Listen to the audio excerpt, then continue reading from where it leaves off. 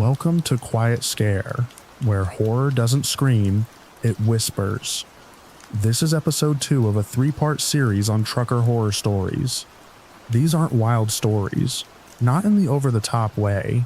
They're true stories from truckers who were just in a place they were meant to be, doing a normal thing, when the world tilted a little. A driver who thought they were alone on the highway and then weren't. The kinds of trucker horror stories that feel like they could happen to anyone, anywhere. It's wild, I guess, how the most unsettling things often happen quietly. I love that you're here to listen. So for sure, if you're into this kind of thing, hitting that like and subscribe button really does help the channel. And you can definitely hit the bell notification too, so you know when the next episode drops. Only a few ads in the first 15 minutes. The stories will be uninterrupted after that, so you can just, drift off into the dark without any jarring middle of the night ads. So make yourself comfortable, get ready to just sink into the mood, sleep well, and dream dark.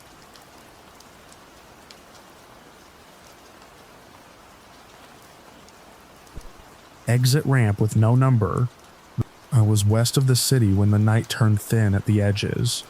The highway ran flat and empty, a long strip with 2 burned out billboards and a service pull-off, whose light worked only when it wanted to. I had been thinking about fuel and where to stop. Then I didn't. A few miles later, I saw a figure near the shoulder, both arms up. She stood in the wash of my low beams, coat open, hair stuck to her face. I slowed without meaning to. It was not a place anyone would choose to stand. I eased onto the rumble strip and let the truck settle. She came to the passenger side and hesitated, then climbed up when I motioned. Up close, she shook.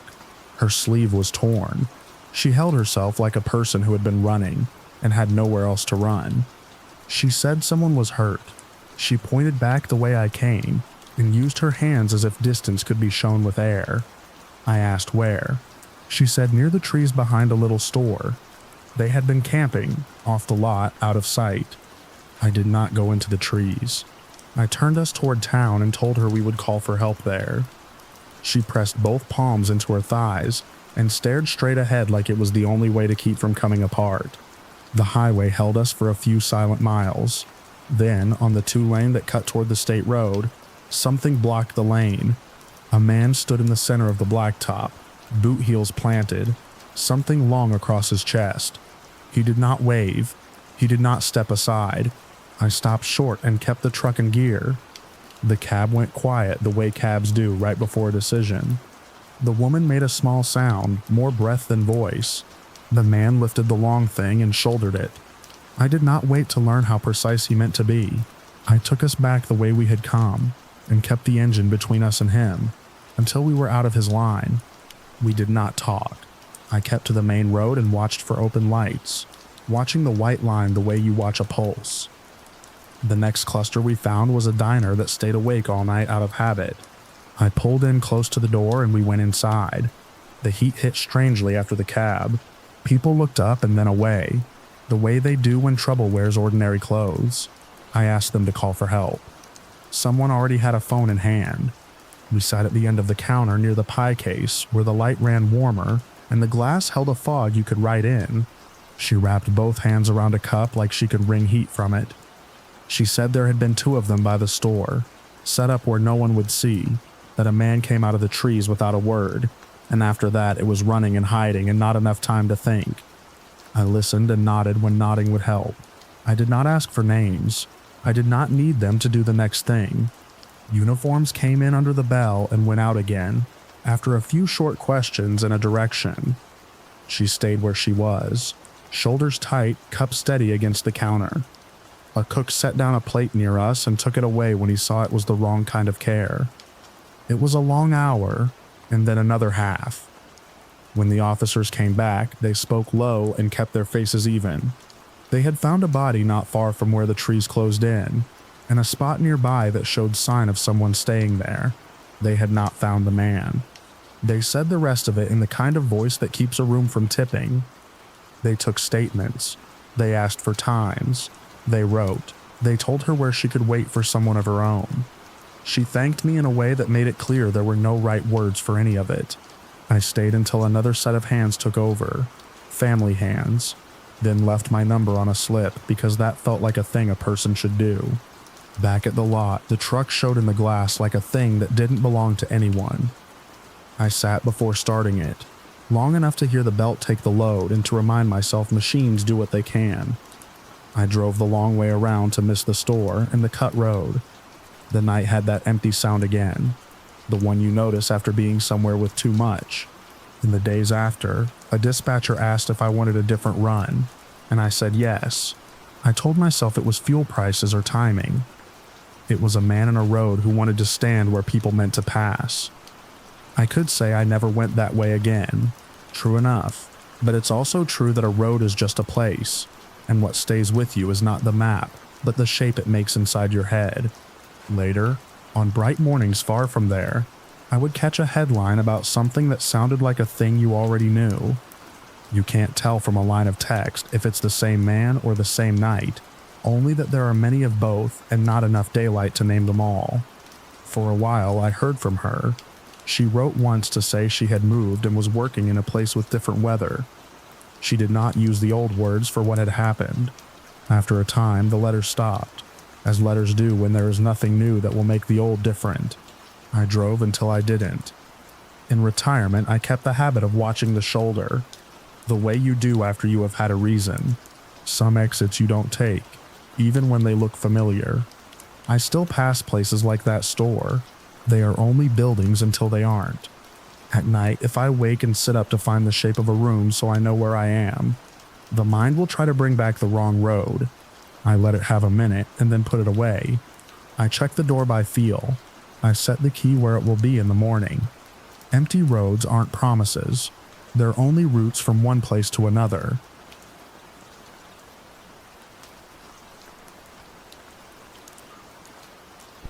I pulled into a small turnout near Oatman Road to clear the windshield. One of those gravel pull-offs with a single trash barrel and a dim security light humming to itself. The fog had moved in from the flats like a slow spill, pooling along the highway and drifting between the creosote and low wire fences. It was past 1 in the morning. The pavement had that look where it wasn't wet. Exactly. Just varnished hard and a shade darker. The air felt metallic in my nose. The taste sat there like a coin. I should have waited. I was 30 miles out from the turn I needed, and sick of losing time to weather enclosures. I shifted up, felt the trailer tug once, and kept east on the interstate. In the mirrors, a pair of low headlights steadied into view.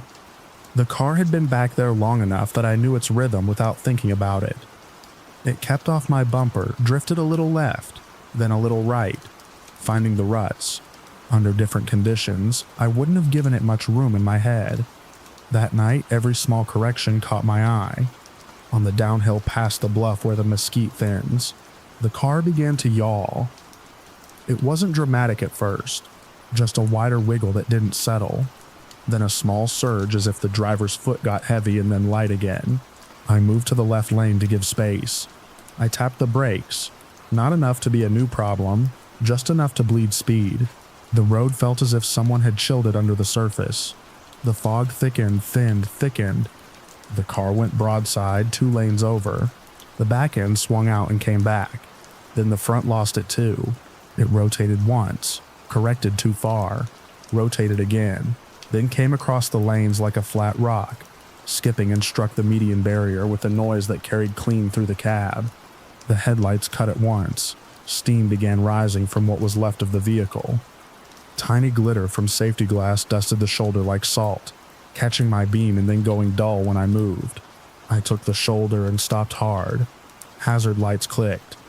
I grabbed the flashlight from the door pocket and the cheap orange kit from behind the seat. When I got to the car, the passenger window was starred but intact. I cupped a hand to the glass and shined the beam inside. She was folded forward over the wheel. Young. Blood across her brow and into her eyebrow. Her chest moved. The fog hugged the car and then drew away. The smell had a sweet note under the coolant, sharp and wrong. I called it in. The dispatcher's voice was steady and distant. She told me there were other crashes, that I should keep the driver warm and wait. 45 minutes, maybe more. I said I had blankets.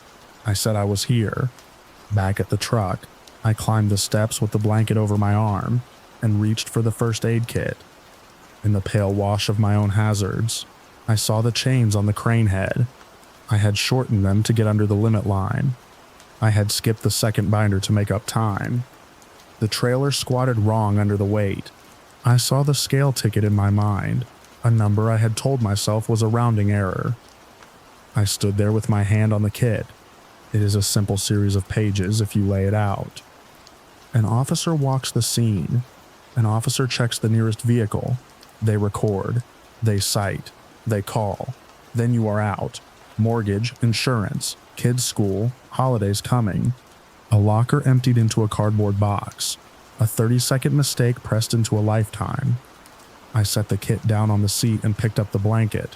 I turned back toward the car. Then I turned again and set the blanket on the passenger floor and closed the door. My thumb left a dark crescent on the blanket's edge where old grease lived in my cuticle. I folded that corner under, as if hiding the stain changed anything.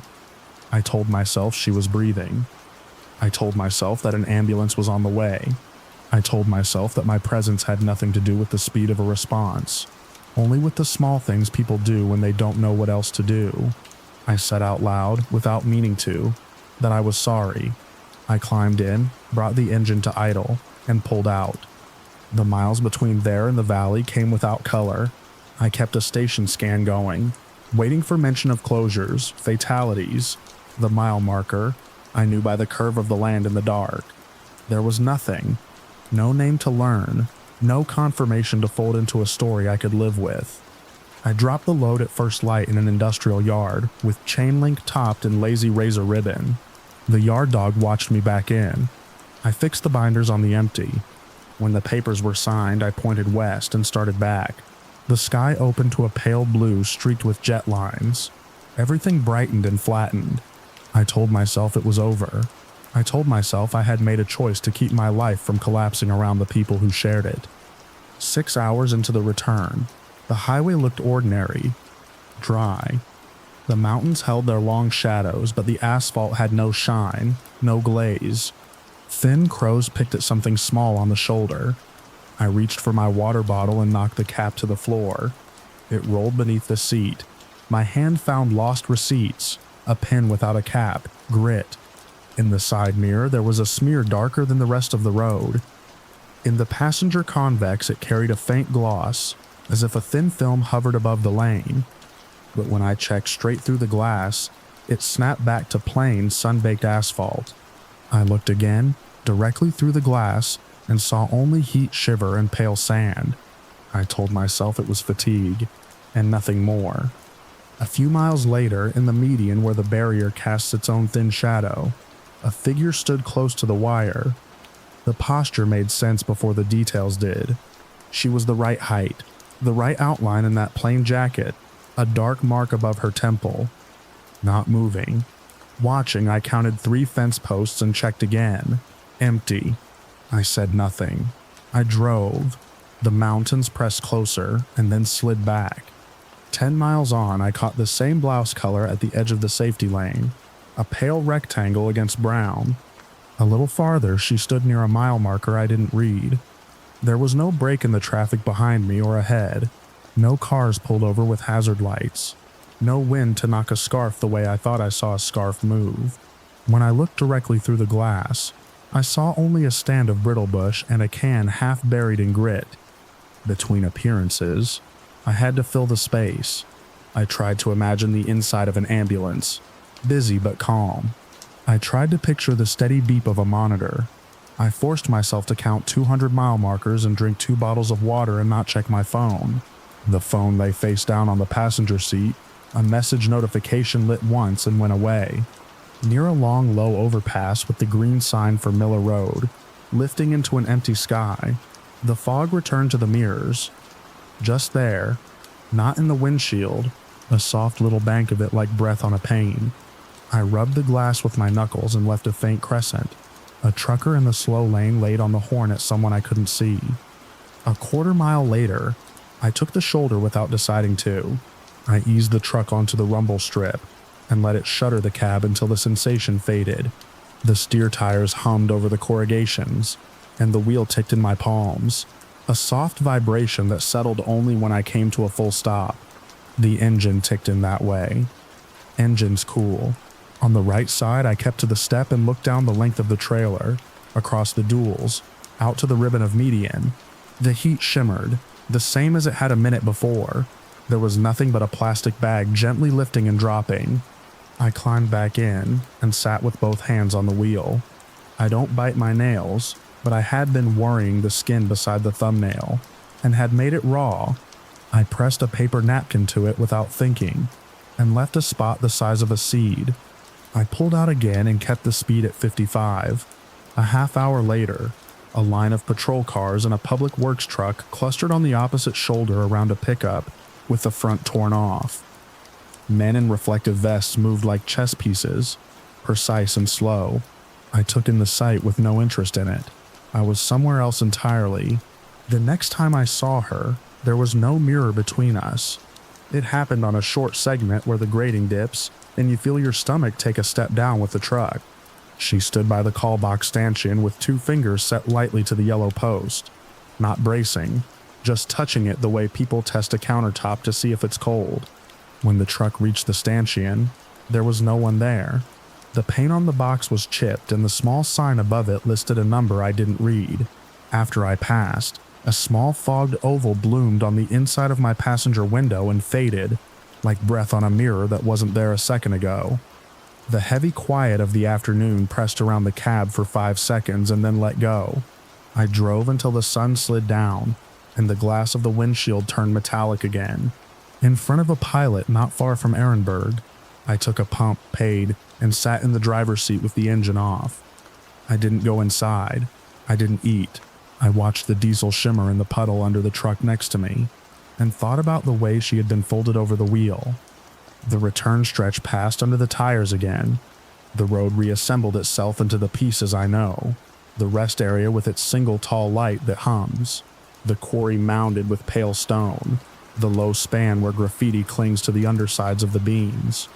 When the mile markers counted down to the section I had left in the night, I had to keep one hand under my thigh to stop it from fidgeting the shifter without purpose.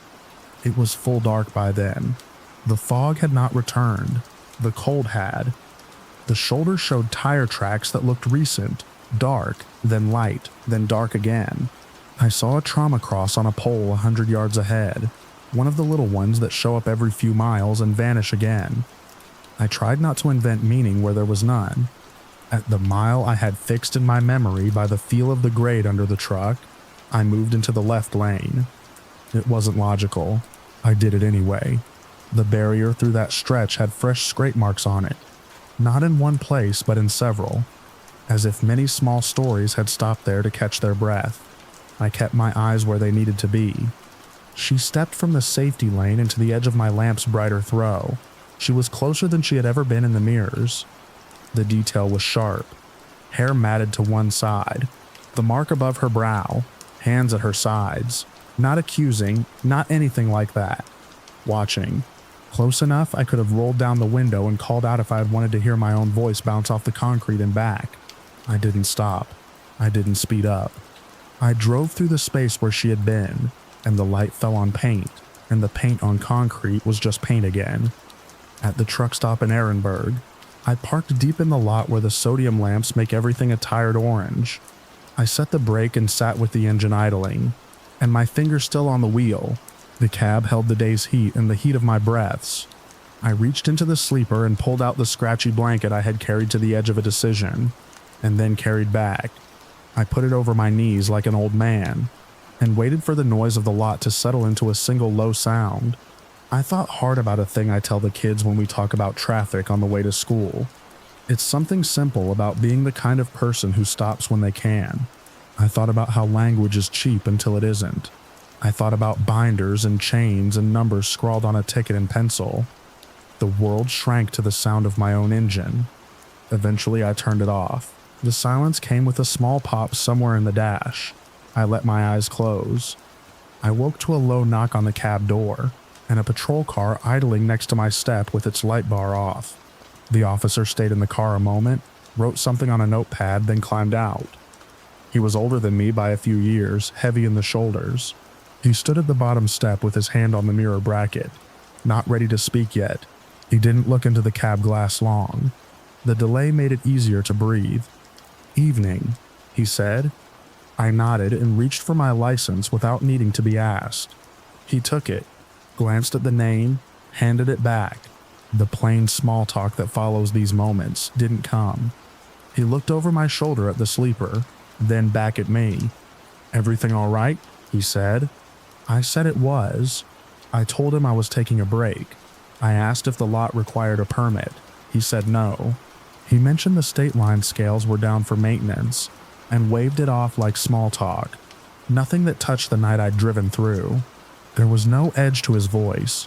We stood there with the light spilling across his boots for a beat longer than necessary. He went back to his car, sat for a few seconds, then pulled away. The taillights stretched and then snapped back as he hit a bump at the far end of the lot. I was alone again, with the hum of refrigerated trailers and a fountain of bugs circling a light pole. I lay down without taking off my boots. The blanket scratched. Diesel grit lived in the seams of the blanket and came away on my skin like pencil dust. I kept my hands outside to feel the cold in my fingers. Somewhere a TV inside the building ran a game on mute. A woman laughed in the way people laugh when they tell a story behind the counter. I watched the shadow of my own rig across the hood of the truck next to me and waited for sleep. It didn't come immediately. It came in the way fog does. Slow. It softened the hard spots. It made the shapes indistinct and close. When it finally took me, I dreamed about the highway, only it wasn't night or afternoon but something between, and the road had a sheen that was neither water nor ice. The call box stood where it always stands, the yellow chipped and the small sign above it, listing a number you can dial from a phone that isn't there. The sound in the dream was a steady chuff, my own breath, regular and thin. In the morning, I folded the blanket and set it where I could see it when I opened the door. I checked each chain on the empty twice, and then once again for nothing. I washed the mirrors even though they were clean, dragging a squeegee down the glass until the last runnels cleared and left only a neat rectangle of sky. On the westbound lanes, traffic ran as if there were no history to the asphalt at all. The sky had the color you get when the day decides to be hot. The long line of wind turbines near the pass turned slowly like someone thinking. My phone still had no news alert to give shape to the night that had made everything complicated. There was no name, no condition report, only the knowledge that a person had needed another person and hadn't had one there. That was the kind of fact that didn't require documentation. It held still all by itself. When I reached the segment with the barrier, and the grade under the surface that makes 18 wheels feel suddenly light, I stayed in the right lane and kept my hands quiet. I thought about stopping and about not stopping and all the small forces in a day that push a person one way or another. I didn't see her again. The mirror showed only what was there.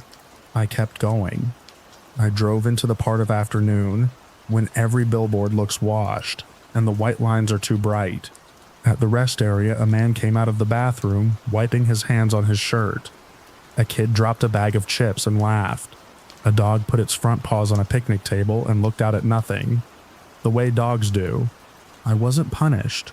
I wasn't forgiven. The highway did what it always does. It took me where I was going on the same skinny margins as everyone else. I put the truck back in gear and let it carry me forward. I didn't speak. I didn't rehearse a speech I might someday give to explain this to someone who isn't me. I watched the lines come toward me and pass under, and I tried to hold still long enough to feel each small part of it slide away. The light shifted as the sun thought about changing sides of the sky. Somewhere far off, maybe beyond the mesa, a thin, low cloud began to organize itself. I couldn't tell if it would come this way. I drove. I kept my mirrors clean. I kept my hands off the skin beside the nail. I watched the road until it was just a surface again. It held my reflection in faint pieces and gave nothing back that I could use. Then I watched it some more. I went on.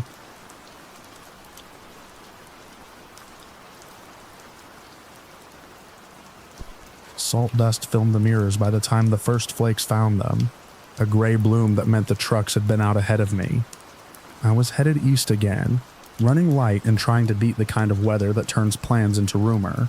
The radio showed the warnings all afternoon, but the sky stayed blank until after dark. It started as powder, then the wind found it and the whole road became a white ribbon with no edges. By the time I rolled past the last service exit, the truck had begun to lose heart. The heater dropped a note. Lights dimmed and came back. I eased off and took the next pull-off. A shallow slab cut from the drift where plows turn. Far from any porch or sign, the wind came in little fists when I opened the door. I took a blanket and a small bag from the sleeper, then shut everything tight and let the engine idle as long as it would. I do not like to waste battery. I rationed the dash lights, checked the gauges, and listened. The storm has its own quiet if you don't push against it. There were long minutes where the only sound was snow moving across glass, like someone smoothing paper. Now and then a truck went by on the main line, a low shudder that arrived late, more felt than heard. When the engine finally shook and fell off, the cab went still in a way that felt personal. I clicked off what I could, put the blanket over my knees, and went through a list I could keep in my head. Call for a pull, conserve light, stay put. I let a roadside service know my mile and direction. They said the plows were leapfrogging, that it might take a while. The wind worked at the curtains. The cold climbed in from the floor. The storm kept building its wall where the shoulder should be. A seam of cold slid across my ankles. Not a draft so much as the cab breathing in when the gust leaned on it. I kept my phone face down to save the last bars. There is a kind of waiting that is only counting, but this was the other kind, where you listen without trying to make the things you hear into anything else. Sometime after midnight, something small tapped low on the passenger side. Not a bang, not metal flex. A sharp, neat sound, then nothing.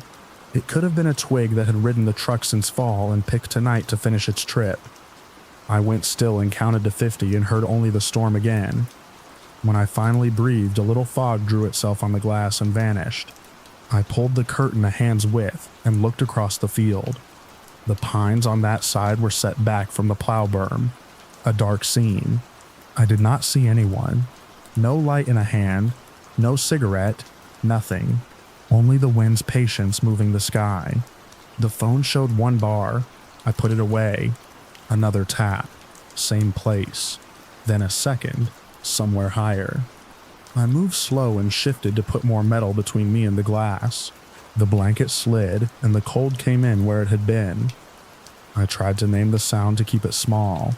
A bit of packed snow falling from the mirror. A strap end freed by the wind. I am not a believer in what I can't touch, but there is a point in a storm where the world is all touch. A dim wash of light bent over the berm and fell away. It had the look of something set down, one of those cheap work lamps the plow crews use there, then gone. I did not like that. There is a difference between weather and choice, and the light belonged to choice. I stayed off the horn and the radio and let the cab look like no one was there. The best thing I had was time passing without me moving. The next sound was inside the door more than on it. An old hardware sound, a soft, dry tick you feel in your molars. It came once. Then after a breath, again. It was the kind of sound you get when weight rests lightly on a thing that is meant to hold under weight.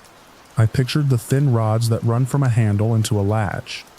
I put my hand on the steering column to keep from reaching for anything that might clink. When the tick came a third time, further down I thought of how snow can hide a person's feet and show only their patience. I waited for a voice, and there wasn't one. That was worse than anything said. A voice gives you a temperature and a shape. Silence gives you only yourself. Something brushed the mirror once. Not a strike, a test, a knuckle or sleeve. After that, the tapping moved to the sleeper wall. High, as if the storm had learned a new place to speak. I let the curtain fall and counted again. Tow trucks are late until they are not. I told myself the same thing every 5 minutes, and it kept working. The cold made my hands foolish. I reached for the phone again and it did what batteries do in cold, and went to sleep. That took away a kind of pretend friend. I put the phone down under my thigh where it could share what heat I had. The quiet between taps began to stretch. In those long pieces of time, my heart slowed down enough for other thoughts to arrive. I thought about the helper on the other end of the earlier call, how she had to stay and keep working with whoever was next. I thought about my father showing me how to check a door from the hinge side. He always said, if a thing is meant to be quiet, let it. When the next change came, it was light, not sound. A pulse of pale from the south, low and steady, too slow for a car, too firm for lightning. The berm picked it up before I did. The tapping stopped and did not return.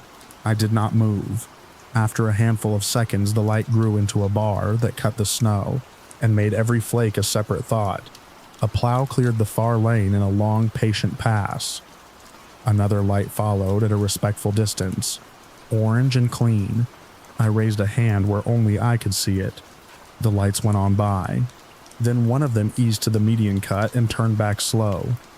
The driver brought his rig across like a man setting a heavy box on a shelf, lined up nose to nose with my truck, and let his blade rest. He stayed in his cab. I stayed in mine. We were 2 rooms lit in a white street with no houses. He made a small circle motion with his glove. I answered with one. Then he backed away and held the space while a hook truck came up from behind. Smaller lights. The kind you only see when you are already looking. The plow idled near the cut for a minute or two, light steady, then rolled ahead and parked beyond sight.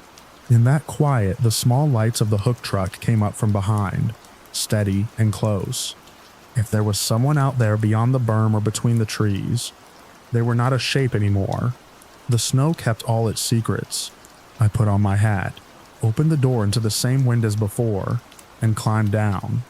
The plow's operator didn't wave. He didn't need to.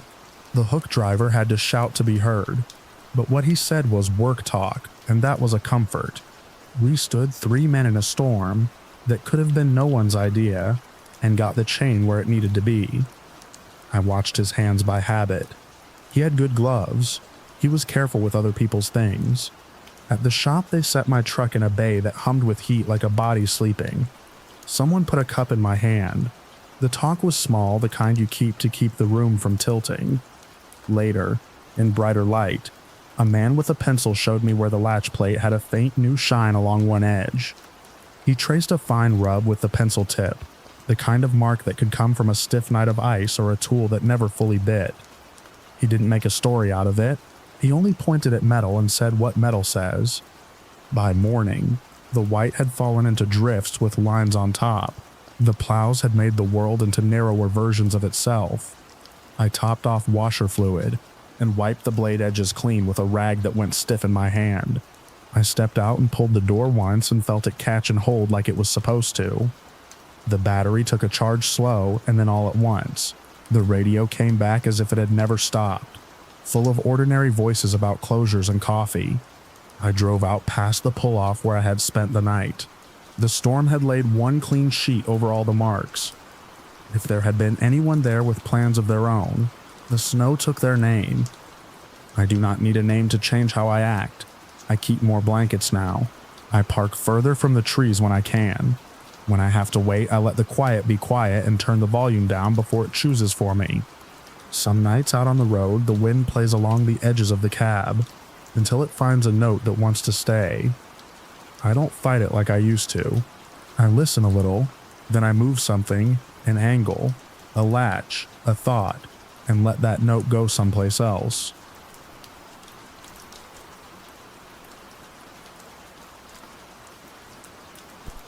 Switchgrass and statics. I'd been on the road since before dawn. The kind of start where the coffee tasted like cardboard, and the dashboard vents blew more dust than heat. The highway ran straight as a string pulled tight, split prairie on both sides, switchgrass moving like a slow tide. My coworker rode shotgun, fidgeting with the cuff of his jacket, and pretending not to check the side mirror every few minutes. The radio wouldn't hold a station. Every song thinned into hiss, then came back a half second out of true like it had forgotten me. A sedan slid into our lane and settled behind us. It didn't push. It didn't pass. It rode there for miles like it had nowhere else to be. The sky was clear and pale. The static sat under the fan like a low burr. I told myself there were ranch turnoffs every couple of miles, and this meant nothing. Still, I dropped a few miles per hour and flicked on the blinker to take the next exit. The sedan matched us. When we slid back to the right, it slid too. The feeling crawled. I kept my hands at 10 and 2 because I wanted them visible, as if anyone could see through the glass like that. We hit a stretch where the windbreaks closed in. Cottonwoods made the light jump between open sky and leaf shadow. A slow shudder. In the mirror, the sedan's grille narrowed and lifted. Then it came around fast, too fast, and swung in front of us. Tight enough that my shoulder belt bit, and the pedal chattered under my foot. We stopped skewed to the shoulder, half gravel under us, dust lifting and sticking to the windshield like flour. 2 doors opened. The taller one walked toward us with his arm low and stiff. I knew what was in his hand before I made myself look. The other hung back near their trunk. My coworker's breath picked up. I could hear it over the fan. I had left a pistol at home. Company policy. We were supposed to be unarmed and neutral, stop for no one, engage with no one. Those rules felt thin with a gun leveled through the glass. The taller man didn't shout. He lifted his chin, and I understood I needed to switch off the engine and step out. We put everything on the hood when he held out his freehand wallets, phones, keys. It wasn't a request. The sun made the metal too hot to touch. The headlights looked blind. He jerked his chin again and stepped sideways, clearing space to the driver's door. He wanted me back in the truck. I slid in, hands high, until they settled on the wheel. My coworker stood like a post beside the open passenger door. The sedan rolled ahead of us, slow, waiting for me to nudge forward. I did. We followed it off the highway and onto a service road that turned to graded dirt, then to ruts. The sound under the tires thickened. Dust, dust, dust. It got into my teeth. The trees here weren't forest, more like unmanaged shelter belts, close and thirsty with broken limbs clacking above. A stray tire sat half buried in the ditch. Farther in, we came to a clearing where the dirt flattened and a structure slouched behind weeds. It wasn't a house, not anymore. It had been something with a roof. The sedan braked hard and angled. I did the same. My coworker was pulled from the passenger side. He didn't resist. I knew he wouldn't. He's the kind of person who clams up when supervisors raise their voices in meetings. I put the truck in park and lifted my hands again. The second man, shorter, broad through the shoulders, steered my coworker toward the building. The taller one moved me to the open bay where a garage door used to be. The smell was old oil and mouse nesting. They used nylon cord, not rope, to bind our wrists. The bay had half a metal track where the garage door used to run, and a rectangle on the concrete where an air compressor must have sat. Darker, oil freckled. The dust there laid down in a different grain. The muscles in my forearms ached almost immediately. They didn't say what would come next. They didn't have to. There's the taking straight forward, and then there's that floating minute where the air in your chest feels like it belongs to someone else. In the back, the tall man and the broad one murmured. Boots scuffed. One laughed. It wasn't a real laugh. I heard a car door, then another. The sedan's engine turned over and faded. My coworker's voice came out as a whisper behind me, because he always whispered when he wasn't sure of the rules. I cut my eyes sideways but didn't answer. Talking felt like asking for notice. The light shifted as a cloud moved. A fly bummed a window pane and landed, legs rubbing together like a person who couldn't decide whether to speak. I breathed. The cord dug deeper. When I exhaled, I found the smallest give at the knot. My skin was damp. That helped. I rotated my hand pin by pin and rolled my thumb under. The cord burned. I had a blister there afterward, perfectly round. My shoulder popped once, loud enough that I winced. The sound felt too clean in that hollow room. I waited. Nothing came. I lifted my hands higher and twisted again, using the edge of a bent metal bracket mounted at waist height along the wall. It snagged the nylon and nicked a strand. There was no clean slicing sound, just a rough little catch. The second thread went. Then there was slack at my right wrist. The tiniest on-off change, like when a radio finally cleared and a voice came in. My heart stuttered.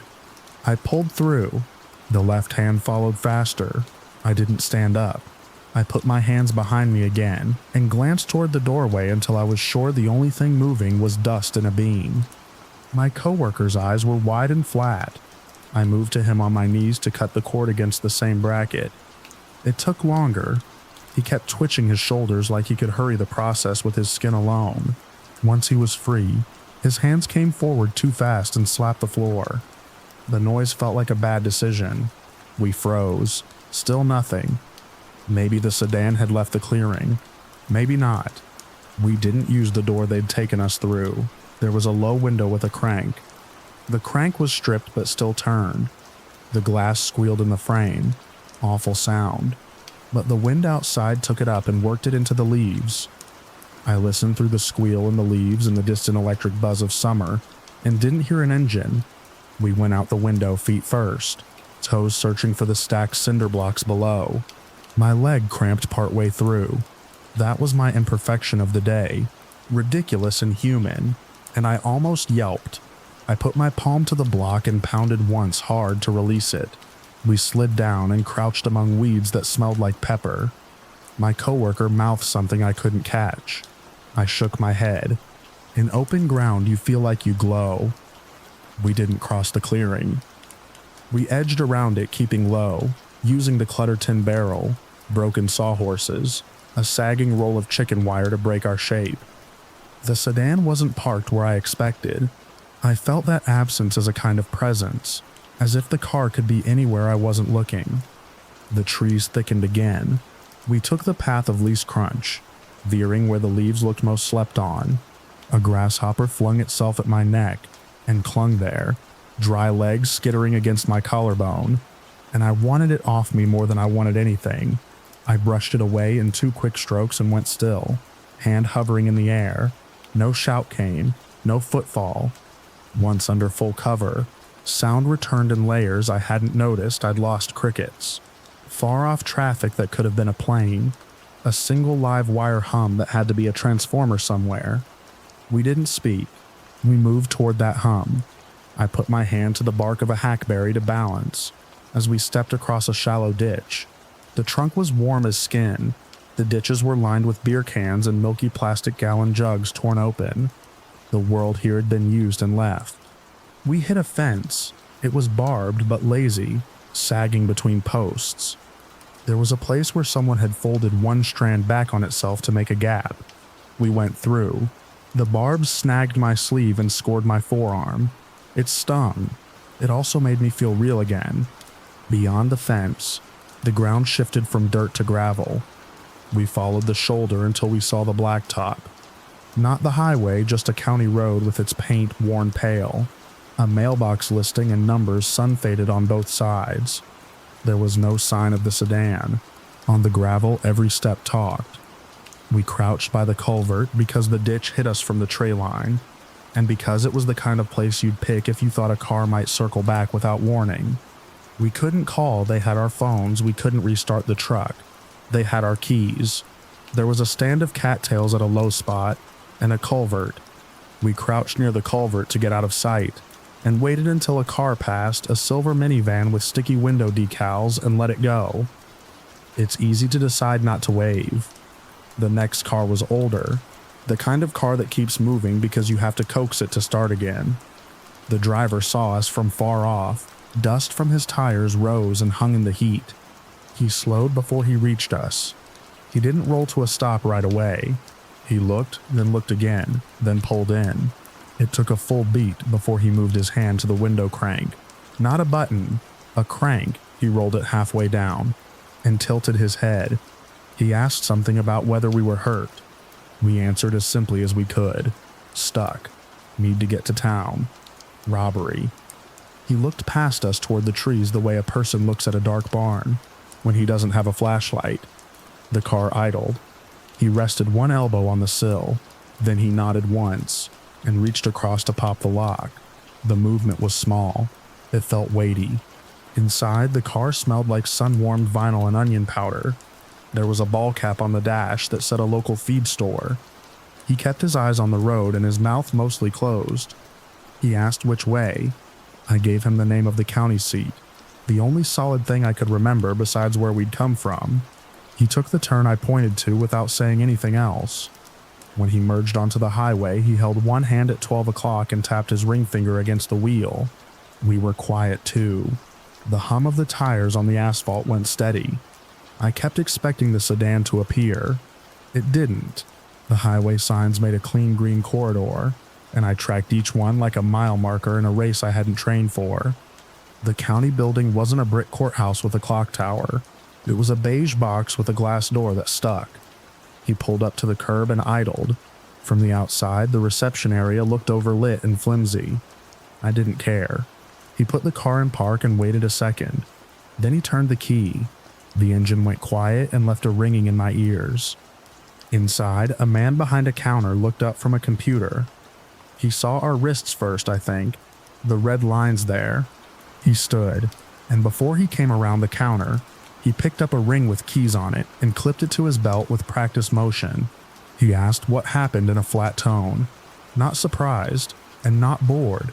I told him what I could remember, which was everything and nothing. Where, what the car looked like, how long it followed, the turnoff, the building, the way the cord bit. When my voice snagged on the window crank squeal, I stopped and put my hands together. He waited. When I could go on, I did. Someone else came from the back. They didn't move fast. There was a beat where they both stood and listened. Then one of them wrote. The other called something in to a deputy I couldn't see. Near the pen cup sat a single car key on the counter, unlabeled and alone like it had been waiting for a claim that never came. We sat. My coworker counted the tiles on the floor by towing a line straight and then resetting and doing it again, a tick he probably didn't realize would be visible. They took us out to a car with a cage in the back and drove toward the general area I described. We didn't go back into the trees. The deputy slowed near the shoulder and scanned with his eyes, using the landmarks I'd mentioned: mailbox, culvert, fence sag, cattails. Farther along, another car had already pulled off to the side like someone else had been working ahead. A tow rig idled next to our truck, where it had been left in a turnout I hadn't noticed on the way in. Standing near our vehicle, the taller man from the office nodded once and said they'd found it. He didn't say much else in that moment, and neither did we. When we returned to the building, we sat again under fluorescent lights that hummed. We wrote our statements. The page felt like it took the words and flattened them. The broad strokes looked smaller in ink. By the time we were done, late afternoon had bent the light. We went back to a truck stop where we'd meet a company supervisor. The guy who'd given us the ride to town had long since gone. The kind of kindness that doesn't ask for more than a simple thanks. In the restaurant part of the truck stop, I tried to swallow a plate of pancakes and barely chewed. People talked around us about weather and prices and a county fair over the next hill. My coworker left to call his family from the courtesy phone near the restrooms. I watched kids pump quarters into a claw machine and fail to grab a plush. When he came back, he put his hand flat on the table and kept it there, like he needed the surface to be firm and present. We didn't talk about the garage or the cord or the window crank. We didn't need to. The sheriff had said they'd stay alert. He'd said some other things too, ordinary and official. The men who took our things weren't there to be found that day. Our own stuff looked strange when it was returned. My wallet bent from riding a pocket it no longer felt familiar with. My phone with a new smudge that wouldn't rub out. When it was time to go, we walked outside. The wind had kicked up and the flags near the diesel pumps made their own small racket. I stood beside the truck and flexed my hands. The skin on my right thumb had a raw patch where the cord had cut. I'd feel the little ridge scar there for months after. I still rub it sometimes at intersections without thinking. We pulled out, each to our own route. The road was just the road again, long and sunlit, with radio static giving way to a ball game I didn't follow. I checked the mirror more than I had that morning. I kept checking it even when no one was there. I drove with the window up despite the heat. The faint whir at the seal sat under the tire's hush. A small sound I could keep or kill with a finger.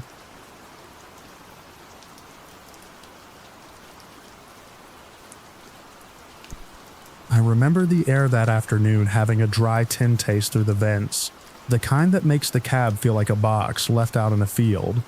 I run refrigerated loads up and down the western interstates, mostly groceries that like their secrets kept in the dark.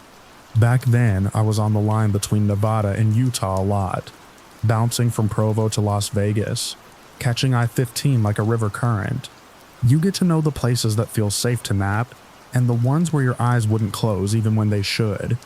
The week before this happened, a night layover had gone wrong in a way I couldn't easily name.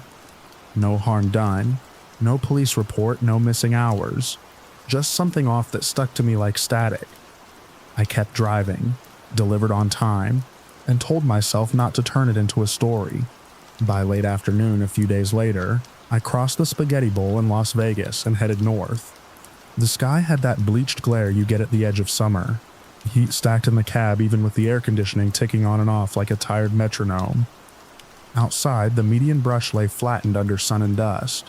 I passed the speedway, the warehouses with their blank faces, and then the land opened and the air thinned. The windmills showed on the ridges, steady as clocks.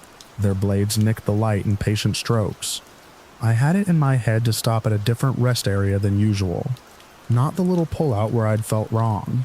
Something newer, with trash barrels that weren't overflowed and a bathroom door that shut clean. Around mile marker 68, I saw the blue sign and eased over. A service road curved up from the interstate to a concrete pad with 4 long slots and 2 pickup trucks at the far end. The sun hung low but not yet touching. A coin balanced on the lip of the world. I set the brakes, noted the time on my log, and killed the engine. It got quiet in the way cabs do. Quiet like a glove over your ears. The fridge unit on the trailer kept humming, steady at -1. I checked my mirrors. No one parked close. The pickups had dark glass, one of them sun-faded paint, mottled into a color I don't know a word for. I climbed down to stretch. The asphalt radiated up through my boots. There was a piece of ribbon on the ground, pink, the kind they use on survey flags, stuck under a pebble. It made a dry whisper against the little breeze, a tiny sound you could hear only because everything else let it be heard. I bent, picked it up on impulse, and tossed it in the trash can. The lid banged once and then settled. I went inside the bathroom building, which smelled like cleanser and old air. The stall door had a lock that worked. I washed my hands and watched the water turn from cold to warmer like a slow thought. A little square mirror over the sink had a crack that traced from corner to corner. I didn't look myself in the eye. Some days it helped not to. When I came back out, my truck looked normal in the afternoon light. There was nothing wrong with it. The grill still had a little smear of bug. The hood was closed, the chrome catching the sun, but I felt the way you feel when your name is said from a room over. That brief clamp inside the chest.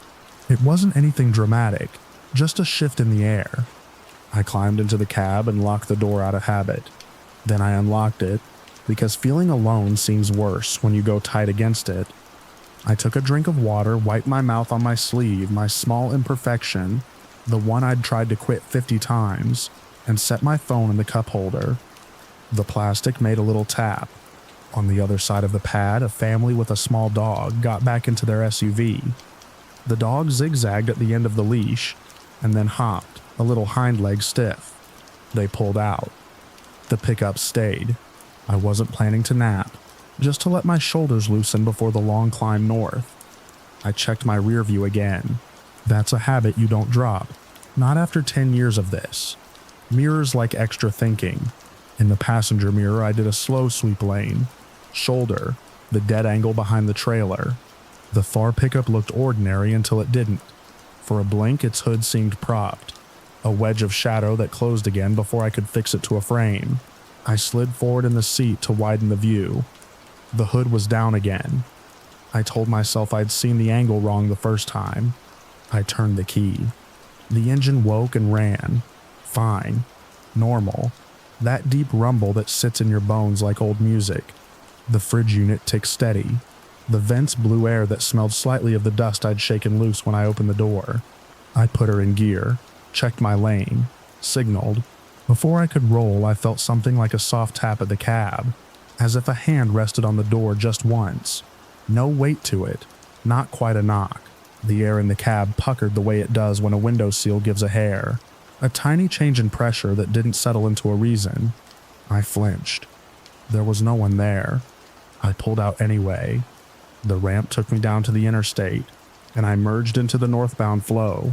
The sky to my right had cooled from white to pale blue. The windmills turned in their slow patience. The ribbon of road unspooled and took the sun away from my face, and the feeling went with it. It stayed gone for the whole run to Mesquite, and then St. George. That night in Cedar City, after fuel and a quick check under the hood, I sat in my cab and called a friend of mine who runs the same lanes. We trade route notes and tire shops and which gas stations keep the water spigot unlocked. If I said his name here, you could look him up, so I won't. He's the kind who cuts stories down to practical parts and throws the rest away. I told him about the wrongness the week before, which I won't lay out here, it belongs to a different place and a different hour. I told him about the pickup hoods and the tap that wasn't a knock. I expected him to say I was wound up and should get more sleep. In my head, I could hear that version already, and could live with it. What he said instead landed in a quiet way that made my mouth go dry. He'd heard about that corridor. He didn't call it haunted, and he didn't make a joke. He said people got odd visitations along those stretches between services, the kind of things that live inside a truck's dead angles. He didn't single out my rest area. He didn't point to a single mile marker or rumor. He just said the long gaps between services make people pay attention to what they'd usually miss, and that you respect the stretches the way you respect weather. After we hung up, I sat with the phone in my hand a while. The air in the cab had cooled enough to feel like the inside of a grocery store. All metal and order. Out the windshield, the hotel sign across the street from the fuel island blinked on, off, on like a breathing thing. I thought about switching lanes for a few weeks, taking I-80 instead, letting the windmills run without me. Instead, a few weeks later, work sent me back. The route was clean. North Las Vegas up to Utah, then east to Price, then up through Spanish Fork for a drop near Springville. The dispatcher's voice over the morning crackle had that half-caffeinated snap that makes every plan sound rational. I ate the same gas station breakfast burrito and told myself that repetition is a kind of armor. By the time I hit the windmills again, the day was bright, and the hard light had not yet softened. It felt different, like stepping into a room with the lights already on, at a different pull-off this time. A newer pad near mile marker 72 with a gentler grade and sightlines that felt more open. I pulled in and saw 3 long haulers and a sedan with dust baked onto its rear window. One trucker sat on his step polishing a headlight with a rag, and a look that said it didn't matter if it worked. The motion was the point. The sedan's driver had his head tilted back against his seat, mouth open in a nap. He probably didn't mean to take. The wind pushed a paper cup along the curb in little fits. I parked at the near end and cut the engine. The hum from the fridge unit took over the soundscape. I stayed put in the driver's seat and watched the world in the mirrors. I wasn't waiting for anything. I was checking tire lines and angles, the way you check your pockets for keys you know are there. The first odd thing was ordinary. The sedan's dust had a clean arc across it where a finger had swiped. A new line appeared next to it without anyone stepping behind the car. It could have been the sun moving and showing me what I hadn't noticed. It could have been someone there and I didn't see them because I wasn't looking right. The line was there. That's the fact I had. The air through the vent cooled half a degree. That faint metallic chill you notice in garages, as if a tool cart had just been rolled close and stopped. The second thing was a sound. Not the tap from before.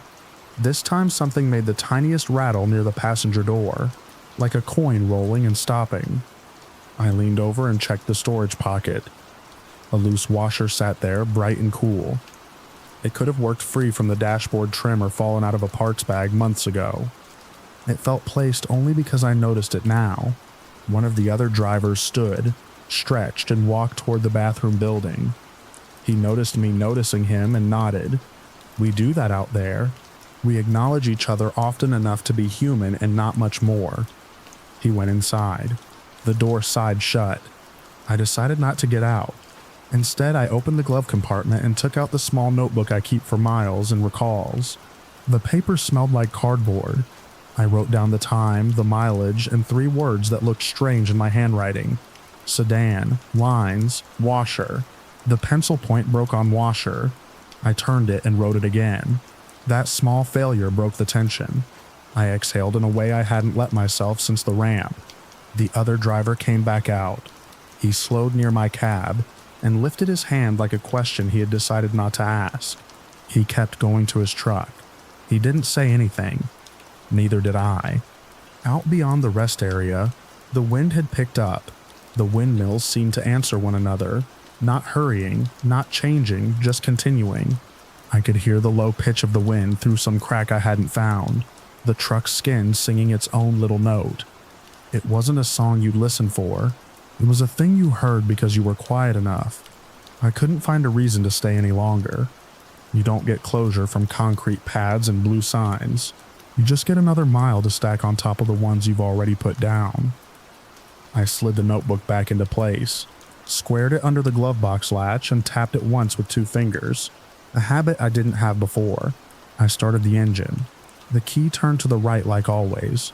The rumble came up through the wheel into the bones of my hands. I eased out, took the ramp, and let the white lines pull me north. On I-15, traffic moved in loose bunches. A motorhome with Idaho plates. A cattle hauler that smelled like the summer I spent near Fallon. The windmills fell behind. The brake lights ahead were brief and random. The sun crossed its point and the light went a shade kinder. Since then, I've kept the habit of stopping where there are other people, and emptying the cab trash more often than I used to. I keep the washer in the glove compartment. It's nothing. It was also the only thing from that rest area that I could point to and hold. On certain stretches, I turned down the radio and let the cab be itself. Sometimes, in that quiet, there was a sense of presence just outside the edges. It never showed me more than that. I didn't invite it and I didn't test it. You could say the world is full of things that don't resolve. The road is one of them. In the afternoon, when the windmills move and the sky feels wide enough to drop something through, I paid attention, then I kept going.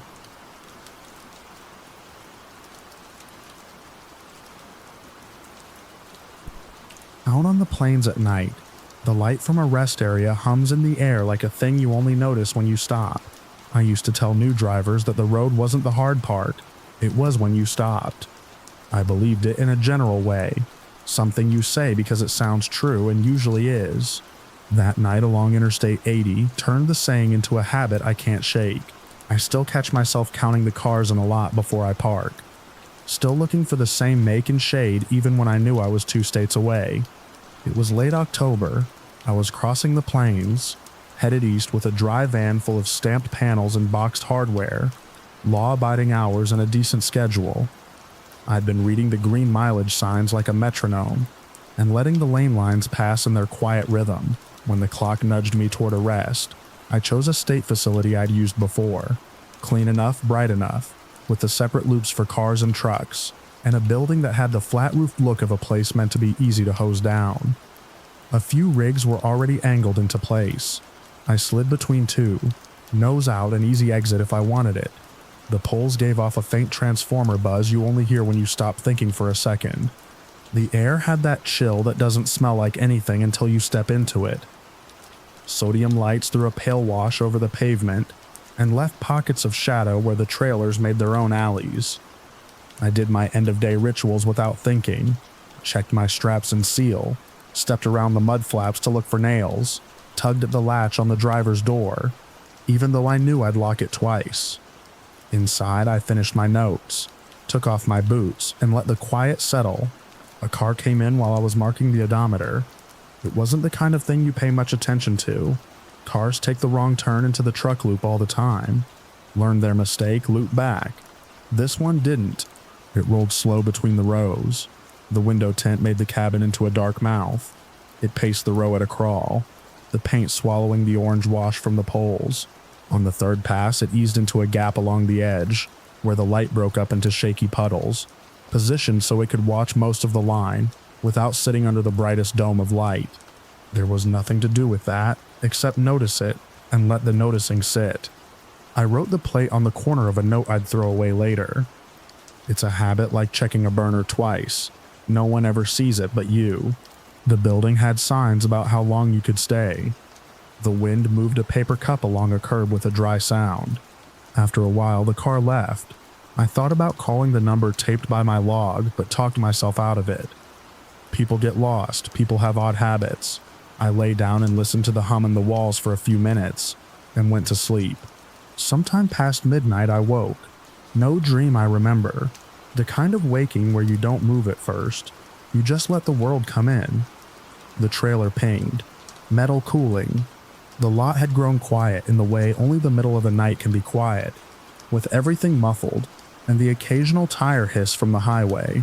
I needed the restroom. I put my boots back on because stepping into a puddle in socks is the kind of small misery that can ruin a mood, and I climbed down through the driver's door. The building's glass doors reflected the lot in pieces. On the way back, I noticed the car again. Same color, same way of sitting in a corner where it could see without being seen. It had moved from where I'd seen it earlier, like someone had adjusted a chair to face a new conversation. When I got closer to my truck, a man stepped out of the car. He had the sort of build that doesn't make an impression, and closed the color of the shadows between the trailers. As he moved past the trailers, a thin page of something, maybe a flyer caught under a step, lifted and fell in the draft behind him. He paused near a DOT sticker like he was reading, then kept going. When he turned his head and found me already looking, he changed his mind about whatever he was doing and went back to the car. The engine turned over, the headlights came on without a flash to high beams, and he eased out. I stood there too long, breathing steam, telling myself I was making a pattern out of coincidences. Back inside, I set an alarm for early. Rest is rest, but there's a kind that makes you feel safer because you're moving again. I slept light like you do after a noise that might have been the fridge cycling on. In the gray before morning, I got up to do my walk around. Habit makes it orderly. Front to back, driver's side first, then around the tail. Cold came in through the door seals and pooled around my ankles while I tightened the strap. I glanced up across the lot and found the car again. New spot, same attitude. The man stayed inside this time. He lifted a small shape that wasn't the flat rectangle of a phone. The way his elbows angled made me think of glass and tubes, not a screen. He set it down, picked it up again. I called the state line for where I was. I don't expect magic when I did that. I expected a voice that told me to stay safe, and asked for descriptions and said they'd send a car if one was free. That's what I got. They said it would be half an hour. I said thank you, because it felt like a thing to do with my mouth. Then I went outside, closed my doors, and latched them. I could feel the cold through the metal of the handle. I climbed up, started the engine, and let the dash lights do their brief show. A few seconds to watch oil pressure rise. A few seconds more, because it made me feel like I wasn't rushing. On the ramp, the sky had an edge like paper torn against a sharper piece. I took the merge when it came, and found my lane. In the mirror, the rest area sign disappeared behind concrete. My hands unclenched. The road felt honest in a way the lot had not. That lasted until a car, the color I already knew too well, took an on-ramp sometime later, and settled into a place where I could see it without it getting close. It kept a distance that said it had no interest in passing.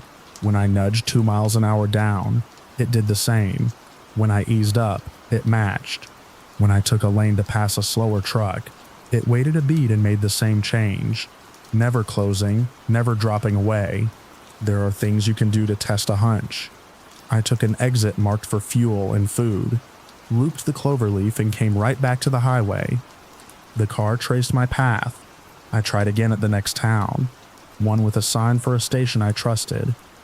I pulled in slow, stopped at a pump without getting out, and watched through the mirror as the car slid into a lot across the side street.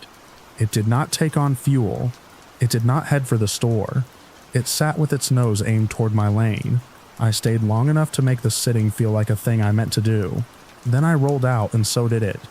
The hours did what they do. Darkness scraped away to a flat daylight that didn't improve anything. Daylight made everything plainer and no safer. The wind picked up, and the trailer leaned lightly now and then like a body shifting in sleep. I counted the reflectors in a guardrail to keep myself from counting miles to the next exit. The left glass held a sliver of road where the car kept its place. I thought about tucking in under an overpass to let it slide by. A tanker took the lane behind me, and the idea went dead. Caution has edges. You try not to cut yourself on them. At some point I called the number again. I gave a new location. They said they had my earlier call and would note this. The person on the line asked if I wanted to meet a patrol at a way station down the way. I said yes. I named it in general, the kind you see every 100 miles or so. The line paused and came back and said an officer could be there. A little after I would. That was fine by me. I changed lanes to avoid a cluster in the middle, and watched the car make the same move with its same delay. The way station sat just off the main line the way most do on I-80, a low office, a strip of grass, and a steady open sign. I took the lane, slowed to the posted crawl, and eased onto the scale. The building had windows like a school. I did what the screen told me. The car stayed out on the shoulder beyond the merge lane, where it could watch without committing. It made a small adjustment to its angle, as if it wanted a better view of my trailer doors. The light on the roof of the office was the color of old plastic. The green arrow sent me to the lot. I pulled into a space with my nose toward the exit and put the brake on. Trucks rattled skins in their slots, metal chattering a little in the wind. There is always a moment when you're stopped inside a fence where the outside feels like it's farther away than it is. A minute scraped by. A reefer cycled on, then off. The open sign looked tired. I waited, hands on my thighs, the engine idling. It took a minute or more before the patrol car turned in. First the flash of paint on the ramp, then the turn signal, then the whole of it bringing itself into the station at a measure that said nobody inside was in a hurry. They stopped near the office. The officer didn't walk over right away.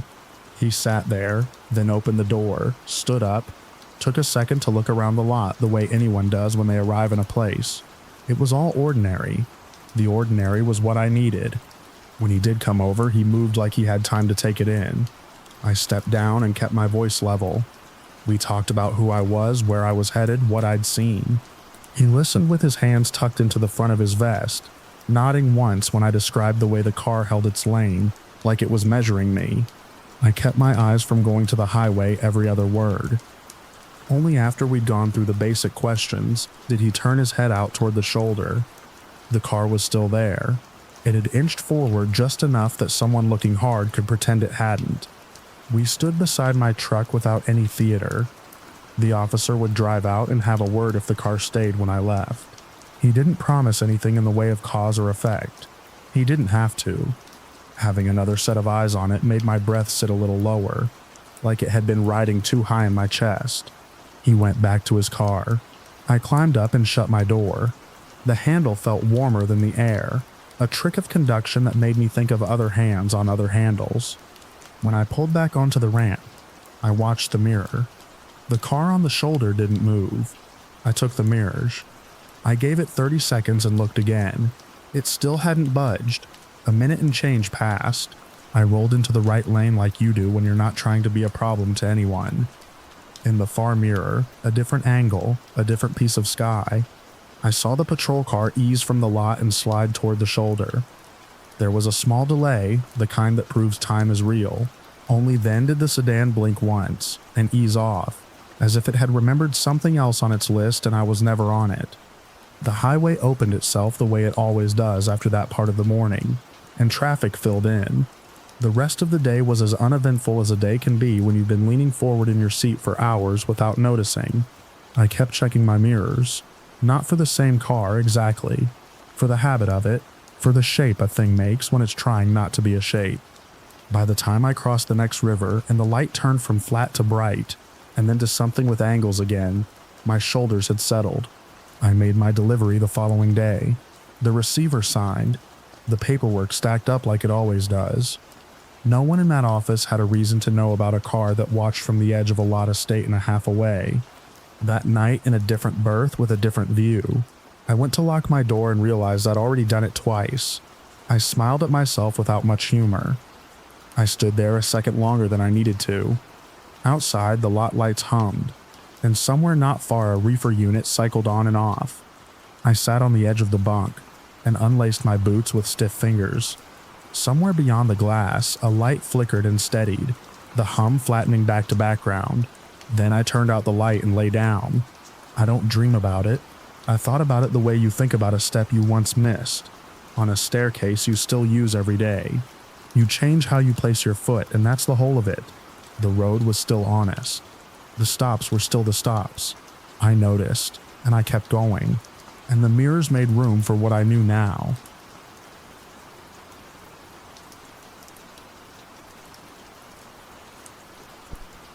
I remember the air having an edge to it, the kind that made the windshield carry a thin rim of frost, where the defroster didn't quite reach. I was westbound on I-84 through eastern Oregon, the kind of stretch where the radio faded to static and the road felt like a hallway that forgot how to end. It was late, closer to midnight than not. The sky was clear enough to see stars above the highway lamps, and the temperature had dropped so fast my windshield had a rim of frost along the top edge. I'd loaded wire coils in Boise and planned to make it to the Dalles before sleeping, but the coffee I'd had in Baker City tasted like burnt rubber, and I started rubbing my thumb over a notch in the steering wheel just to give my mind something small to hold on to. I clicked the knob anyway and got snow. I let the hiss ride a minute to hear something that wasn't my own engine, when the mile markers began to skip in my head. 49, then 47, then a blank. I took the exit for Boardman. The rest area was a narrow pull-through between the river and a windbreak of scrub trees. Only one other vehicle sat under the yellow lights, a boxy van that looked sun-faded even in the dark. The vending machine here took bills if you begged it. I bought a bottle of cold tea that tasted like it had been near Peach's once, and sat on a low concrete wall listening. There was the highway, constant and distant and closer, a tremor from the line of poplars along the fence. A loose sign bracket ticked in the breeze, a steady little metronome under the bigger rush from the trees. Something small moved out there, a rabbit or a plastic bag in a current of air. I watched my breath cloud and clear. It was ordinary, and the ordinary was a relief. When I stood to go, I noticed a man by the footpath that cut under the off-ramp toward the river. He was roughly my age, late 30s, tall, with a cap pulled low, work jacket, jeans. He wasn't hiding, but he wasn't walking either. He had the posture of someone waiting for a dog that had slipped its collar. I raised a hand without thinking, the way you do to other drivers at a stop sign in a small town, and he did nothing back. Not a nod, not a wave. I had the sense of being measured, and it made me sudden about everything. Cap back on, door handled, boot up on the step. The sleeper was warm from the drive. I rolled forward to a smaller turnout a few exits west where a torn green sign said Cabbage Hill Scenic View, and the graffiti added "Don't." No buildings, no picnic tables, just a wedge of asphalt, a low guardrail, and the open dark below. I backed the trailer along the line, set the brake, and let the engine idle a minute before cutting it. It was quiet in a way that felt pressed down. The wind over the hill made a ropey sound along the trailer edges. I kicked my boots off, set them side by side out of habit, and slid into the bunk. I woke to a sound that didn't fit the wind, not loud, more the suggestion of something living where it shouldn't be, a thread of friction against metal. I waited, holding still to hear it again. It came as a scuff, then a pause, the way you hear a mouse inside a wall if you stop breathing. My first thought was coyote, then kids. Then I realized neither made sense out here at 2 a.m. The cold sat on my face as soon as I pulled back the curtain. I took the small flashlight that lived in the pocket by the door, checked my gloves, and stepped down. My foot hit the rubber mat crooked, and the smack of it echoed under the trailer. Human imperfection, stupid and loud. I forced myself to stand still after that, to let the quiet settle back and show me what it was hiding. The beam caught the side of my trailer in a shallow sheen. The lock on the forward side box, the one I never used because it sometimes froze, hung at an angle, not open, bent. I swept the light along the rivets up to where the roll-up door met the frame. The hasp wasn't broken exactly, just worried thin along one edge where a cheap pick or a saw blade had kissed it and slipped. The brass shackle showed a bright fresh scar like a tooth mark. I tapped the handle with a knuckle. It gave a little. The wind pushed a dry bit of grass along the guardrail, and it clicked against the post, a sound that kept pretending to be a footstep. I told myself I would check and be done. I told myself the hill and the wind were making the world wider than it was. The door lifted only a foot before it caught, as if something heavy inside had shifted against it. I crouched and put my shoulder under the lip, took a breath, and heaved. The roller squealed, the sound bouncing off the slope, thin and mechanical. It went up enough for me to shove the flashlight in, face down. Wire coils make their own architecture. In the light, they were rings of dull silver, strapped with plastic bands, nested like vertebrae. A glove sat on top of one coil near the front. It wasn't mine. It wasn't the warehouse's either. Theirs were orange. This was dark leather worn shinier in the palm. When the flashlight beam drifted right, it cut across a shape that didn't belong to cargo. A knee. Denim. A boot placed sideways to brace. The kind of boot that would sound like my foot had sounded on the mat. I moved the light without meaning to, and the beam found a face under the cap brim. Not hidden. Waiting. It was the man from the underpass at Boardman. The same stillness like he'd grown where he stood.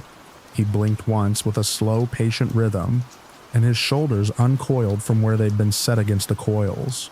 I had the foolish idea of asking a question, and the words dried out before they fully formed. I didn't want any exchange that would tie me to this person, in words that could be repeated back. I worked on breath instead. In, out.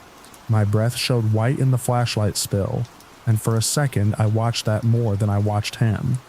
He climbed off the coil like someone stepping down off a porch. He didn't build. No hurry. The trailer floor carried the tiny complaints of metal flexing under his weight. The straps creaked. The flashlight made a circle on his shoulder, as if I were choosing something at a store. I stepped back without intending it, and the door lid came down hard across the backs of my fingers. The pain was simple and clean. It brought me back into my body. I took another step, then angled left toward the gap where the guardrail stopped for the drainage. There wasn't anywhere to go, not really, just the drop and the pale sleeve of river far below, but I needed space that wasn't a square of brightness with him in it. He came to the edge of the trailer opening and stopped. He checked the grade with his boot like you test a rung before trusting a ladder. The wind took the brim of his cap and bent it briefly, then let it spring back. There was no expression I could describe. Not anger, not joy.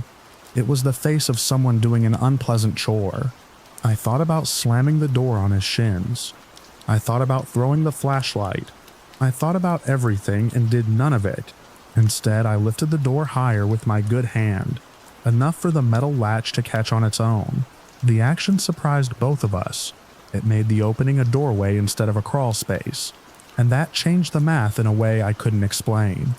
He stepped down, one boot then the other. Gravel took his weight. He was taller by a good bit. Up close, his jacket smelled faintly like diesel, and something sweet like old chewing gum. He didn't look past me or around me.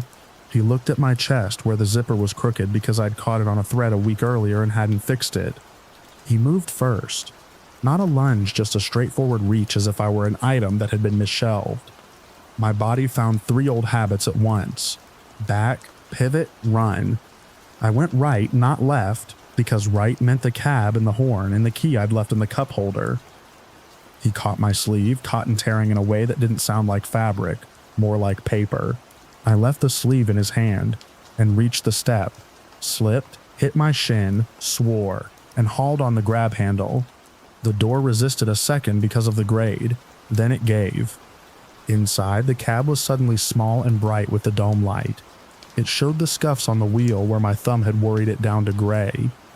It showed the coin in the cup holder from a toll I'd overpaid by mistake. I hit the lock and it thunked down. I hovered over the horn a breath too long, hoping he'd step back on his own. Stupid as that hope was.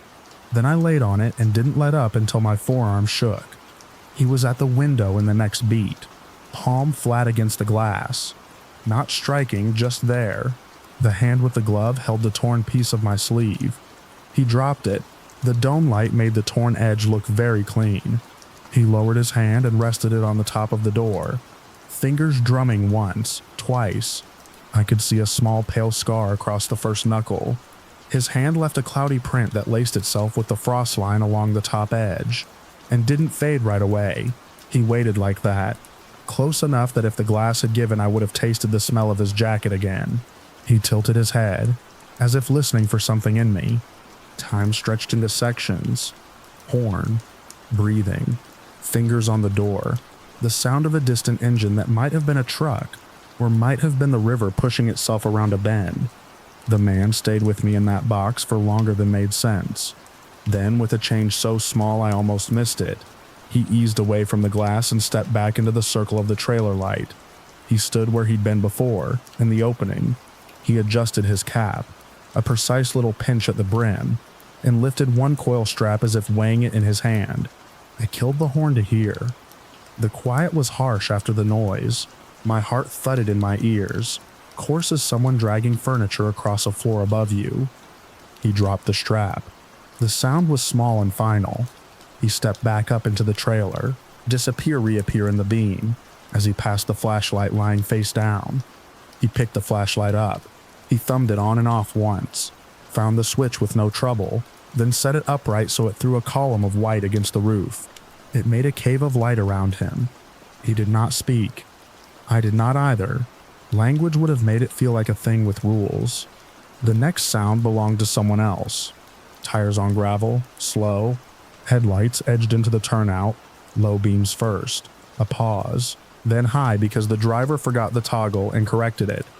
I could see the glow before I could see the vehicle. A state maintenance pickup, white with the emblem on the door. It rolled to a stop at the far end of the lot and idled. The brake lights stayed red, no doors opened. There was a moment when the truck existed and the person inside it did not. Then the engine cut. The light stayed. My own cab light went timed out dark, which made everything feel sharper. The man in my trailer stood without moving for a count that felt like 20 and was probably 5. He reached up and pulled the door down to its catch point. Soft and careful, making the opening smaller until the column of flashlight was a slice. He set the flashlight on its side and eased the door the rest of the way. The latch seated with a small click that sounded like a button being pushed in an empty room. He didn't try the lock. He didn't look at me again. He slipped between the trailer and the guardrail, where there was hardly space for a person, and went along the edge toward the darker part of the turnout. I lost him in the gap where the grass had grown up through cracked asphalt. The wind filled the space where his shape had been. I stayed put. The maintenance truck door opened after a pause that felt respectful. 2 beats in which the person inside became a person outside. A man in a reflective jacket stepped down and stood, looking toward me, then toward the rail. He lifted a hand, not quite a wave. He didn't approach immediately. He waited, then took a few steps. That break mattered to me. It made him real in a way I could handle. I rolled the window down an inch. Cold air lifted the hairs on my forearm. He asked if I was all right in a tone meant to be heard without carrying far. I told him something true enough. I had noise in my trailer and got spooked. He nodded like that matched a story he already knew. He glanced once at the door as if to say he'd seen locks like that before, and at me as if to say he'd seen faces like mine. He said he'd circle around and sit a while. He did. He went back to his truck, and the brake lights went brighter for a second, then dimmed. He didn't turn off his lights. I stayed in the cab with my hands on the wheel, not driving. I watched the minute hand move. After a while, the maintenance truck eased forward and left, slow along the curve, as quiet leaving as it had been arriving. When I finally stepped out, the cold found my knee where it had met the step earlier. I walked the length of the trailer with the small flashlight I kept in the door. The lock was still marked, still usable. The torn sleeve piece lay near the step, nothing in it but the shape of my arm. I picked it up because leaving it felt like a kind of invitation. My own glove was where I had left it earlier, tucked behind the seat. I hadn't noticed that before. I drove to a truck stop off Highway 730 and bought a new lock and a packet of disposable hand warmers. I kept one in my palm in the cab until it cooled. I fixed the zipper on my jacket with a paper clip because that felt like something I could finish. I slept in the lit lot, in plain sight of other trucks. In the morning, I checked the load straps, counted the coils, counted them again, and pressed my fingers gently to the bruised ridge across my knuckles. The sky was ordinary blue. The wind turbines out on the flats turned slow in the daylight, the same wind that had sung against the trailer. It sounded different with other engines nearby. I put the torn piece of sleeve into the side pocket by the door. Later, I threw it away, but for a week it rode there, a little felted draft stopper for a choice I'd already made about what counted as outside and what I let in. I still drive that corridor sometimes. When I do, I park under lamps. I check my locks twice, and I listen to the wind for the whisper of something that thinks and waits. Most nights it's just wind against metal, and I let it pass.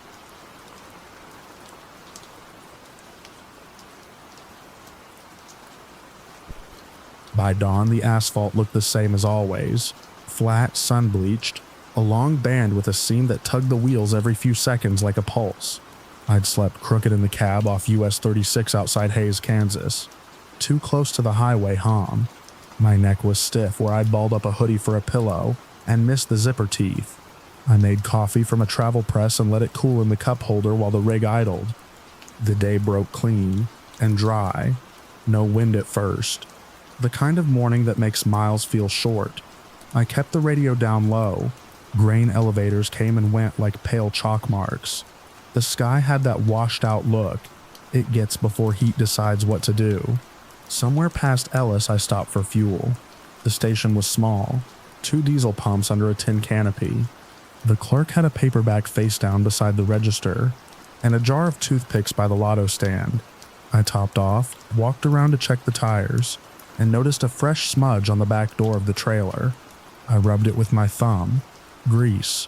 Nothing special. Still, it didn't belong to me. Inside, I bought a bottle of water and a bag of cashews. As the receipt printed, the clerk glanced through me like I was a window someone forgot to wash. People do that. Truckers are furniture in their world.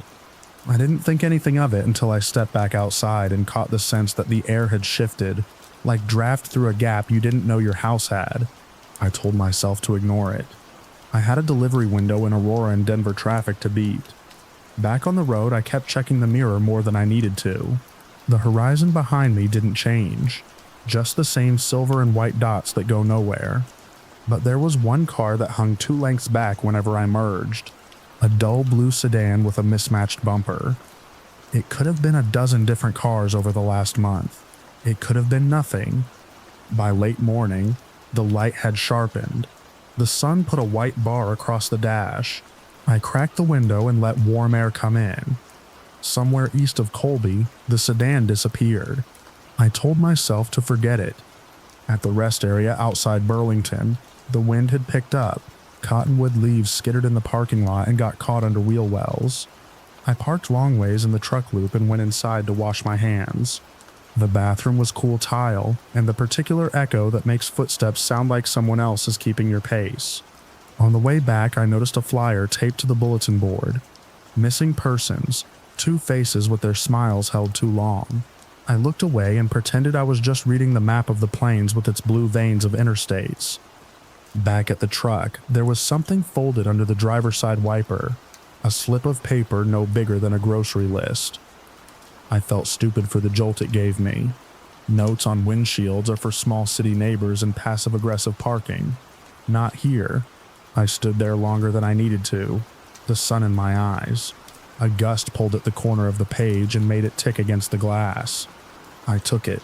The paper was cheap and thin. The words were printed with a pen that had bled at the loops. There weren't many words, and none of them belonged to anyone I knew. The message didn't threaten. It didn't ask. It described me in a way that meant the writer had stood close enough to see a detail in my shirt that morning, and it included a specific rest area exit number I'd used 2 nights before. The last line told me I should be more careful about how I lock up at night. The page smelled faintly like shop rags, and a corner was grit-sanded like it had ridden under a shoe. When I tilted it, a fine dust came off into the sunstripe. I felt my face go hot even though the wind was pushing hard, and cool now. I looked around without turning my head, the way people do on instinct when they don't want to look spooked. Nothing. A family with a golden retriever throwing a tennis ball near the grass. A man in an orange safety vest stretching his back by a flatbed. A blue sedan parked 3 slots over. Empty, its hood dusty. My coffee tasted like nothing when I took a sip. I put the note in the glove box. Then I took it out and slid it behind the owner's manual instead. The dumb things we do to feel less seen. I walked the truck again. The trailer latch was snug. The small lock I use on the side compartment was still there. I pulled it once and felt the resistance of metal on metal. Everything looked normal and wrong in the same way, because now every normal thing had to pass a new test. I drove. The afternoon stack of Denver rose faint on the horizon and grew into its familiar shape. Traffic thickened, then loosened. I kept rehearsing how I'd tell it to someone official. Not to sound dramatic. Not to sound like I'd imagined it to break the boredom. I didn't call from the road. I wanted to be stopped, seated, a table under my wrists. I wanted to give the story a flat surface. I made my drop, signed where they showed me, and parked at a diner off Federal Boulevard, one of those places with a neon open that never quite turns off. I won't name it here, there are plenty just like it on that stretch, and the door breathed a little gust every time someone went in or out. I ordered eggs at a wrong hour. The waitress called everyone Han in the same tone you use for your own name when you're tired of hearing it. After I drove to the precinct I'd found on my phone and sat in the truck a moment longer than I needed to, watching 2 sparrows fight over a French fry by the curb. My chest finally remembered how to breathe low and slow. That small human mess on the ground did something to the knot behind my ribs. At the front desk, I said I needed to file a report. It felt like borrowing a grown-up's coat. They told me to wait, and I did. And a detective in a gray jacket came out and introduced herself by last name only. She had the look of someone who has to hear too many stories in a day and carry all of them without dropping one. We took a small table at a nearby coffee shop instead of her office. Neutral ground, quiet enough to talk. I'll leave it unnamed. It could be any corner place with a bitter last pot and a vent that sighed over our heads. I told her the parts that counted, where I'd been and when, the note, the mention it made of a previous stop, the subtle wrongness of a blue car. I didn't use adjectives. She wrote down what I said and asked twice for the exit number. She leafed a small notebook with her thumb and told me in a steady tone that they'd had other calls about odd behavior at several stops along the corridor, but no single picture yet. She said they would take my copy of the note and asked me to email a photo too. Back in the truck that night, the city noise had its own kind of cover. Sirens are honest that way. They say what they are. Still, every time a door clicked in the motel lot next door, or a small engine backfired, I felt my shoulders jump a fraction. I thought about buying a better lock for the side compartment. I thought about how many small habits add up to a shell. In the weeks that followed, I stuck to my routes. I avoided the exact same rest areas out of nothing more rational than superstition. I took the outer pump when I could, keeping sightlines open. I turned my cab light off before I killed the engine at night so my silhouette wouldn't show anyone where I sat.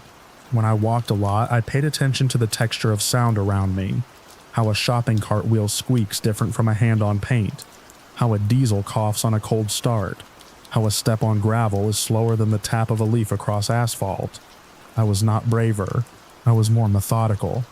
Sometimes I forgot the note for hours. Then a small thing would yank it back, the way a splinter reminds you it's there when you try to pick up a cup. An empty paper sleeve caught against a pump handle. A reflection in a window that put a shape where there wasn't any person. I told no one but a friend who ran loads out of Pueblo. He told me I should add something to my cab besides a pocket knife. He meant a gun. I said I'd think about it. I didn't want the weight of it until I did. A month went by. Most mornings the cab had a thin draft I couldn't find, a seam of air that moved across my wrist on the wheel. On days I forgot the note, that was the thing that reminded me. Work stitched days together the way it always does. Then my phone rang with a number I didn't know, and the detective's voice was on the line. She didn't come right out with it. There was a pause long enough to make room for what she had to say. They'd detained someone in connection with a separate report out near Lyman, matching a general look I'd given a build, a way of standing, a faded jacket. But when they moved to pull records and talk, he was gone, not fled on foot, just gone from the place he had been. Nobody could tie him to my note. The case she'd opened on my report would stay that way. Open, which is another word for waiting. After we hung up, I sat parked behind a warehouse in Commerce City and watched a torn plastic bag lift and drop in the wind like it was breathing. You get used to a certain amount of not knowing when you work the road, where the best bathrooms are, which lights will hold you too long, why a certain landmark means you'll make better time that day. But there's a different category for a person who steps into your days with a small, precise instrument, and then leaves without a mark, but the one you feel when you check your locks twice. I changed a few things. I put a longer shank lock on the side compartment. I started keeping a simple fold-out knife in a different place than before, so my habits didn't make me predictable. I stood with my back to metal or brick when I had to check my phone in a public lot, not from paranoia but from wanting fewer directions to watch. I let a friend talk me into a range afternoon on the edge of town and found out I wasn't a natural, and that the recoil was more about posture than strength. The thing about a note is that it's already a voice in your head by the time you throw it away. Even if the paper's gone, the phrasing sits there like a tack on a chair. Most days the tack wasn't sharp enough to notice. Some days I drove with a cool seam of air, threading up from an imperfect window seal, and all I could think about was how many people blend right into a place until they decide to move toward you. Later that year, headed east again, I recognized the approach to a rest area I'd used a lot. A curve in a small stand of cottonwoods, a sign with a big blue H for hospital miles off, and another for a museum I've never stopped for. I took the exit anyway because I needed to. The lot was quiet. The vending machine inside hummed and clicked like it was thinking about switching off. On the way back out, I passed a maintenance door, propped with a floor sign. A man in a gray uniform had his head inside a panel, tools on a cloth at his feet. He didn't look up. This is how you start to live, noticing who looks and who doesn't. On the sink ledge there was a wet ring with 2 small smears in it, like someone had set down a bottle with dirty hands and changed their mind. It meant nothing and still felt like it was for me. At the truck, the door handle was warm from the sun. I wiped my palm on my jeans and got in and sat there. The air smelled faintly of dust and pine from a cheap little tree freshener I'd hung a week earlier, because the cab had picked up an odd smell I couldn't place. I checked my mirrors. Nothing close. Out by the entrance ramp, a blue car merged and disappeared before I could decide if it was the same shape as before. I put the truck in gear.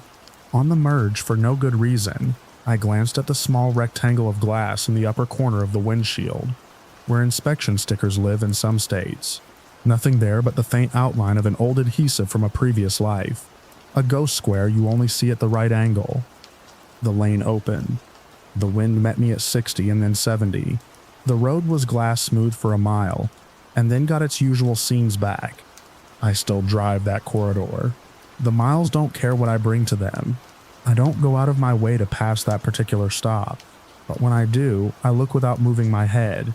The way you watch the corner of a room when you hear a soft change in the air. I'm careful about where I park and what I leave under the wiper. I am not in love with knives or locks or the idea of being a person who thinks like this, but I am changed. Once, near evening on Federal, I caught my reflection doubled in a storefront window, the glass layered with posters for a concert long past. The glass stacked my shape slightly out of time.